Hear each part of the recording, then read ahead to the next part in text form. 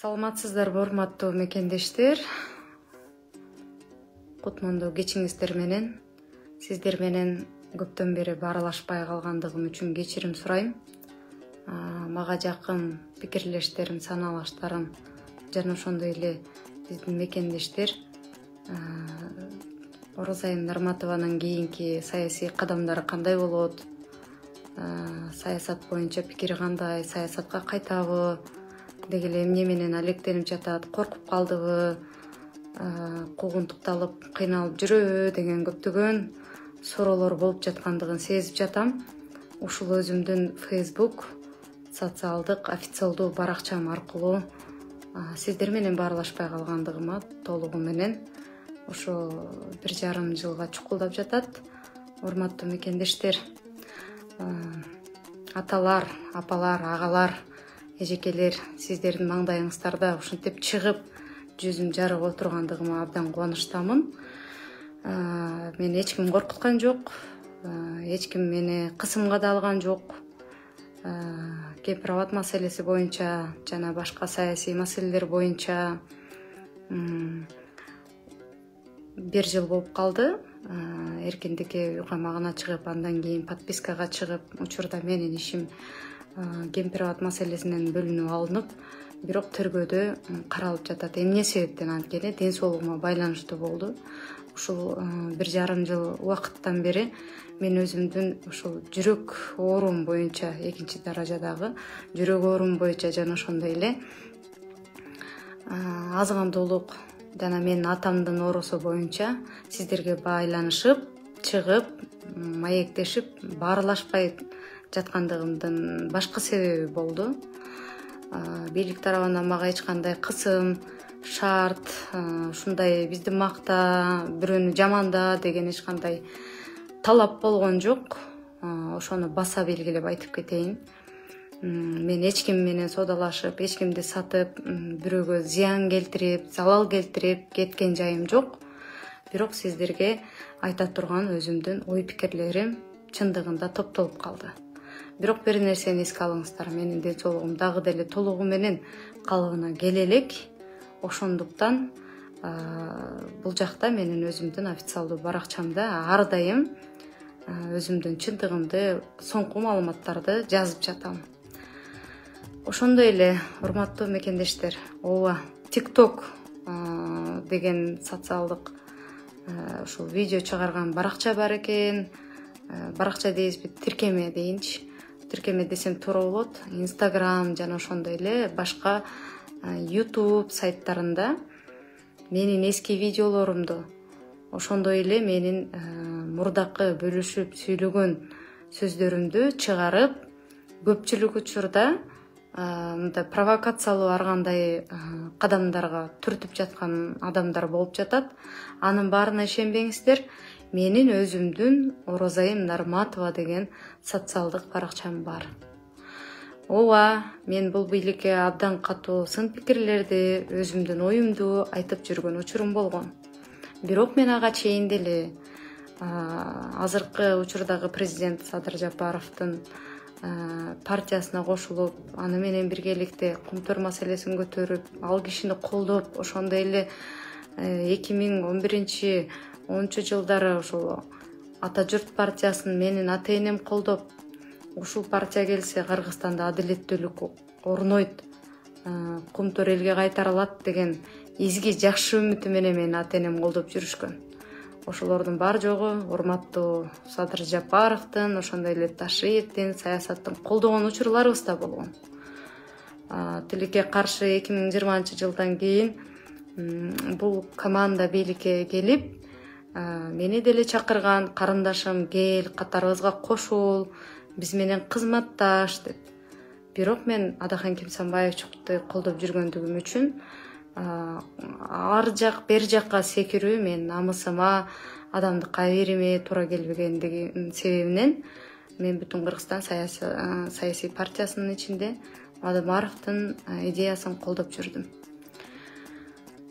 Мен азыр учурда башымдан өткөн ушунча кыйынчылыктын бар жогуна, ошондой эле кандай десем, сыноолордун бар жогуна бул тагдыр жана ошондой эле кандайдыр бир деңгээлде менин күнөөм болсо, ал жеке менин өзүмдүн катачылыгым жана кемчилигим деп билем да. Тагдыр мени мындай тагдыр каалагандай мындай сынады, Кудай тарабынан дагы сыноо болду. Мен ушинтип камалып калдым, апам каза болуп калды, агам каза болуп калды, ушинтип атам ооруду деп мен эч кимге айып тагып, эч кимди күнөөлөбөйм. Анткени менин тандаган жолум ушул болчу. Адашкан учурларым дагы болду. Ошондуктан азыркы бийликке көз карашың кандай, камоолорго көз карашың кандай деп жаткан менин мекендештерим айтар элем. Бул бийликке деле катуу сындарды айтканга менин жаштыгым, бул бийликти колдоп жаткан ортодо медвежий услуга көрсөтүп жаткан айрым мындай до конца деген тарапташтары атайын провокация уюштуруп, менин адамдык, аялдык ар намысыма шек келтирип, бийликке болгон менин сезимдеримди өзгөртүп, жек көрүүмдү күчөткөндөрдүн бирден бир себепчилери ошолор дагы болду. Жана мен ошондой эле криминалга, коррупционерлерге катуу турушуңар керек. Алар силерди колдоп, силер бийликке келдиңерби? Алар менен эмне себептен күрөшпөй жатасыңар деген сындарды дагы катуу айтканмын. Ал чындык, ал менин баракчамда дагы бар. Айткан мурдагы архивдик видеолорумда дагы бар. Учурда коррупционерлер ошондой эле криминал менен, каралар менен күрөшүп аткандыгын көрүп атам, жана мен өзүмдүн айткан сыныма жараша жооп алып жаткандыгымды түшүнүп жатам, урматтуу мекендештер. Бул кадамдарды мен колдоого алам жана сыйлайм.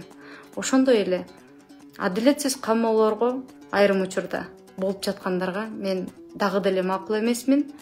Адилетсиз камалып жаткан биздин карапайым жөнөкөй кыз жигиттердин камакта тарбия алуу максатында жатканы менин жүрөгүмдү оорутат, жана ошондой эле аларга кантип жардам берүүнүн амалын билбей келем.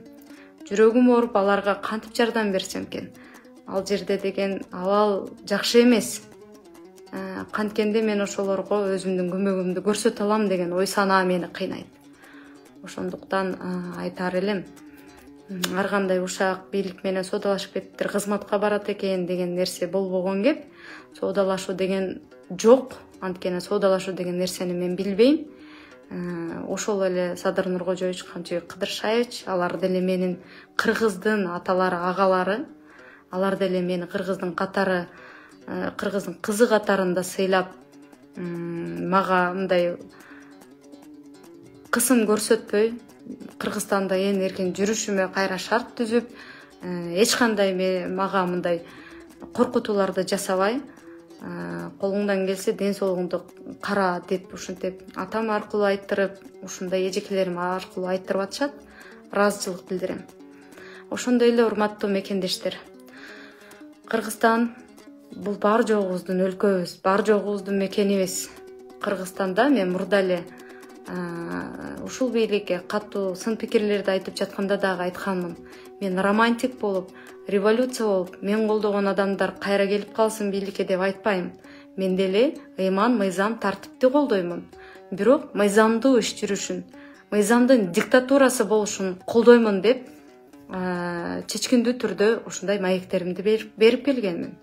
Ошондуктан Кыргызстанда салыштырмалуу түрдө же болбосо бир тараптуу мындай кандай десем күрөш жүрбөшү керектигин айтар элем.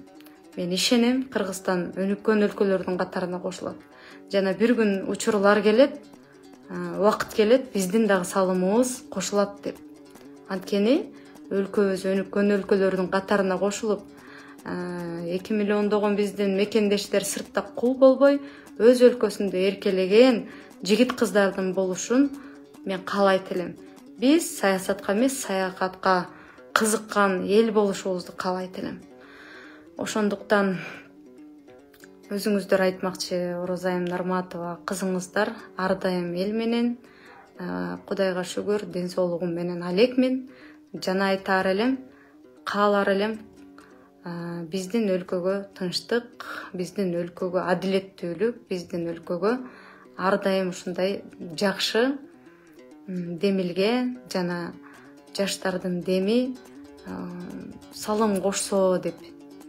Ошондуктан сак саламатта болуңуздар. Эч кандай провокацияга менин эски видеолорумду чыгара алгандарына ишенбеңиздер. Менин өзүмдүн ушу официалдуу социалдык баракчамда эмне кеп болсо айтып жеткирип турамын. Көптөгөн журналист эжекелерибиз, агайларыбыз маекке чакырып жатасыздар. Ден соолугума байланыштуу сиздерге барып маек берип, сиздер менен маектешип, элге чыга албай жаттым. Ал үчүн кечирим сурайм. Ар дайым биздин жүрөгүбүз мекенибиздин бейпилдиги үчүн согот. Ошондуктан мага колдоо көрсөткөн, ушундай чын жүрөгүнөн ушул кызыбыз кыйналып калды да деп коргоп, колдоп, Кудайга тилек тилеп ушул кызыбыз аман эсен ден соолукта болсо экен деген менен санаалаштарыма, пикирлештериме аталар, апалар сиздерге ыраазычылык билдирем. Сиздерге ушул салам жолдоо менен ийгилик каалаймын. Саламат болуңуздар.